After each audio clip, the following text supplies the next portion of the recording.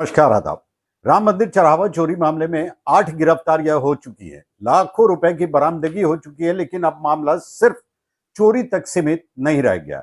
सवाल अब जवाबदेही पर उठ रहे हैं। इसमें जिम्मेदार पूरी तरह से प्रधानमंत्री कार्यालय है। चढ़ावा चोरी, चंदा चोरी नहीं हुई है। अयोध्या में महापाप हुआ है। ये लोग भगवान रामचंद्र जी को भगवान मानते ही नहीं है। अभियुक्तों की ओर से वकालत नहीं करेगा। निष्पक्ष जांच की मांग क्यों तेज हो रही है, और क्या सिर्फ निचले स्तर पर कार्रवाई काफी है या शीर्ष स्तर की जवाबदेही भी तय होनी चाहिए? यही सवाल आज देश भर में गूंज रहा है। शंकराचार्य नित्यानंद सरस्वती ने तो बहुत ही गंभीर आरोप लगा दिया प्रधानमंत्री कार्यालय पर, यानी सीधे सीधे प्रधानमंत्री मोदी पर। तो इन्वेस्टिगेशन तो एफआईआर के बाद शुरू होता है, ये तो इन्वेस्टिगेशन है नहीं, तो एसआईटी कैसे बन गई? एसआईटी होने के लिए इन्वेस्टिगेशन का होना जरूरी है। जब एफआईआर ही नहीं तो इन्वेस्टिगेशन किस चीज का? तो आप लोगों ने खूब प्रचार किया, एसआईटी बन गई, एसआईटी बन गई। कोई क्या कहे भाई, आप ही का ट्रस्ट है, आप ही की सरकार है, आप ही का मीडिया है, कोई कुछ क्या कह सकते? ऐसे में हेरी फेरी हो, गड़बड़ी हो, तो उसके लिए पहला जिम्मेदार तो कोषाध्यक्ष होता है। तो गोविंद देवगिरी वो कोषाध्यक्ष है वहां पर, आप लोग उनका भी नाम नहीं ले रहे हैं। कोष में गड़बड़ी है, कोषाध्यक्ष बिल्कुल बाइज्जत बरी है। क्यों? क्योंकि वो प्रधानमंत्री के मुंह में चम्मच डाल करके उनको चरणोदक पिलाता है और फिर उनकी जूठी चम्मच लेकर के साधु के बेस में खड़ा रहता है। इसमें जिम्मेदार पूरी तरह से प्रधानमंत्री कार्यालय है, क्योंकि प्रधानमंत्री कार्यालय ने ही ये ट्रस्ट बनवाया। 1 रुपया सरकारी खजाने से निकाल करके ट्रस्ट बनाया गया। अपने आदमी अपने मन से उन्होंने चुन चुन करके रखे, उन्हीं से निर्माण, उन्हीं से संचालन, सब कुछ करवाया। आज जो कुछ हो रहा है सब उन्हीं के द्वारा हो रहा है। ये बात जान लीजिए कि जितना गबन इसमें किया गया है, जितने का विश्वासघात किया गया है, ये इस कैलिबर के लोग नहीं है जिनके नाम एफआईआर की गई है कि उतने बड़ी राशि को ये लोग खुद पहुंचा जाए।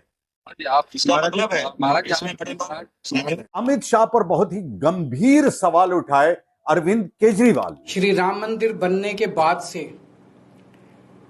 देश के नंबर 2 गृह मंत्री श्री अमित शाह जी राम मंदिर में एक बार भी श्री राम के चरणों में अपना मत्था टेकने के लिए नहीं गए हैं। भगवान राम के नाम पे वोट मांगने का टाइम है, लेकिन भगवान राम के चरणों में आशीर्वाद लेने जाने का टाइम नहीं है। सत्ता में आने के लिए भगवान के नाम का इस्तेमाल किया, और भगवान ने इनको क्या नहीं दिया। 21 राज्यों में रामचंद्र जी ने इनकी सरकार बनवा दी, केंद्र में इनकी सरकार बनवा दी। अमित शाह जी भगवान का धन्यवाद करने ही चले जाते राम मंदिर, 101 रुपए का प्रसाद ही चढ़ाते। ये लोग भगवान रामचंद्र जी को भगवान मानते ही नहीं है। अगर भगवान मानते ये लोग तो कभी चढ़ावे की चोरी नहीं करते। भगवान के सामने दिए हुए दान की चोरी नहीं करते कभी ये लोग। उनको डर लगता अंदर से कि अगर हमने चोरी कर दी तो भगवान देख रहे हैं, भगवान तो सर्वव्यापी हैं। सुप्रिया श्रीनेत ने यह कहा कि यह चोरी नहीं है, महापाप है। अयोध्या में चढ़ावा चोरी, चंदा चोरी नहीं हुई है। अयोध्या में महापाप हुआ है। अयोध्या में 100 करोड़ हिंदुओं की आस्था पर ऐसा प्रहार हुआ है जैसा इतिहास में कभी नहीं हुआ था। क्या यह सच नहीं है कि भक्तों का पैसा खा गए बीजेपी के चोर और रामलला को लूट लिया? यह है इनका दौर।